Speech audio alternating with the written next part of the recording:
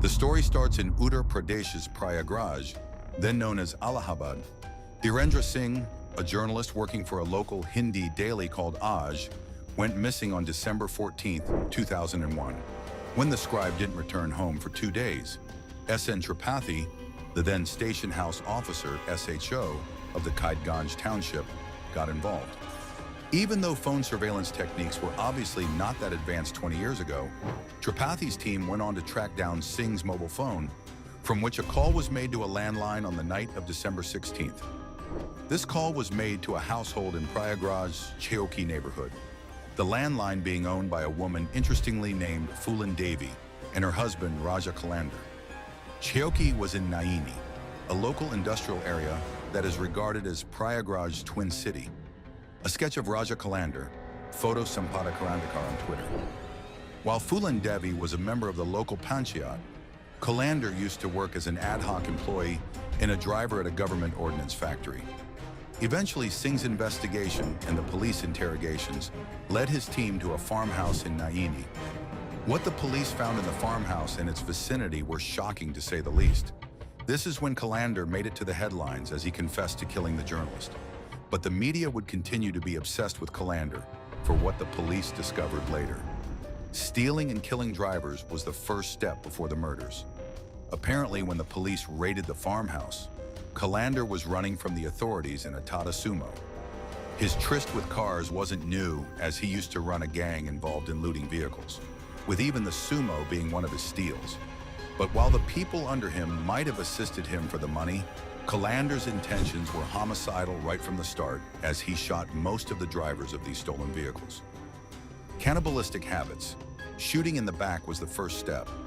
Kolander's modus operandi included shooting and then cutting the victims' bodies into several pieces, much like Indian Predator Season 1's Chandrakant Jha.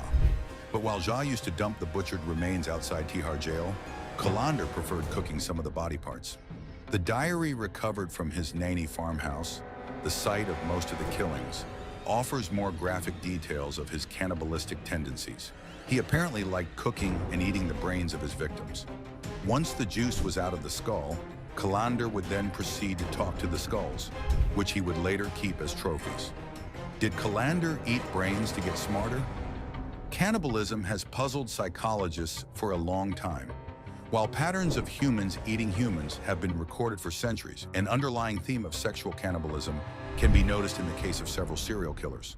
The notorious cannibal serial killer Jeffrey Dahmer displayed tendencies of necrophilia with the bodies of his victims. Even the incriminating text by actor Armie Hammer evoked cannibalistic desires from an erotic perspective. Raja Kolander targeted some of his victims just to eat their brains and take their intelligence. Photo Netflix, India Today Originals. As for Kolander, his cannibalism was quite eccentric. Most of the body parts of his victims were dumped in the farmhouse, nearby water bodies. It's mostly the skull that fascinated him. Just take the case of his first victim, Kalacharan Shrivastava, a fellow worker at the ordnance factory. Shrivastava fascinated Kolander, for he identified with the Kayastha caste. The upper caste, urban-oriented Kayasthas, have historically had the benefit of access to formal education and held administrative positions such as accountants, record keepers, and scribes. For Kolander, a Kayastha man would have immense gray matter, and that is why Kolander feasted on the brain soup of Shrivastava. Or was Kolander into cannibalistic rituals? While there is no clear evidence if Kolander indulged in any cult-like rituals, he clearly had a strange obsession with the skulls of his victims. The killer used to surround himself with these skulls and hold an adalat, court hearing, of his own. A god complex is quite common in the behavior of serial killers, and maybe Raja Kolander felt a similar high looking down on his cranial trophies. In fact, his birth name was Ram Niranjan, and he rechristened himself Raja, king. Was this a part of a twisted human sacrifice ritual, or just another display of Raja Kolander's apparent god complex? The answer remains unclear. But why did Kolander kill the journalist? According to Kolander's confession to the police, he claimed that Dhirendra Singh had caught a hunch of his illegal car trade and eventual killings. Before Singh could investigate any further, Kolander decided to get done with him for good. The killing of Dhirendra Singh was a collaborative attempt with his brother-in-law.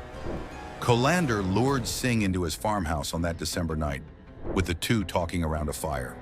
Soon Cole arrived at the scene and shot the journalist in the back with a Desikata gun. Singh's body was disposed of by the duo as they dumped the remains at Rewa, Madhya Pradesh, some 130 kilometers from Kolander's 90 farmhouse. The aforementioned Tata Sumo was the getaway vehicle. What is Kolander doing right now? Even though Kolander was arrested in 2001, it took more than a decade for him to be charged with the murder of Dhirendra Singh. Even though skulls and bones were recovered from his farmhouse, he could never be charged with the killings, despite the confessional narratives in his diary. Raja Kolander in present day. On November 30th, 2012, Raj Kolander, along with Vakshraj Cole, were sentenced for life with Dhirendra Singh's murder being classified as a rarest of rare case. They were initially jailed in Naini jail, followed by a stint in Lucknow. Currently, the two are serving their sentence in a jail in Unnao. From the Indian Predator trailer, it is indicative that the documentary crew have got exclusive access to the killer, as the footage features a visibly aged Kolander. Chunky Pandey's connection with the killer. Before the India Today Originals documentary streams on Netflix, the haunting lore of Raja Kolander was depicted in the Z5 web series Abhay 2. The crime show starring Kunal Kemu as a cop investigating heinous killings featured Chunky Pandey as an antagonist in the second season. A shopkeeper by day and a serial killer by night, Pandey's harsh skillfully scalps the skulls of his victims and proceeds to eat their beja soup. It will be interesting to see what new revelations Indian Predator, Diary of a Serial Killer will bring to the table. The documentary streams on Netflix on September 7th.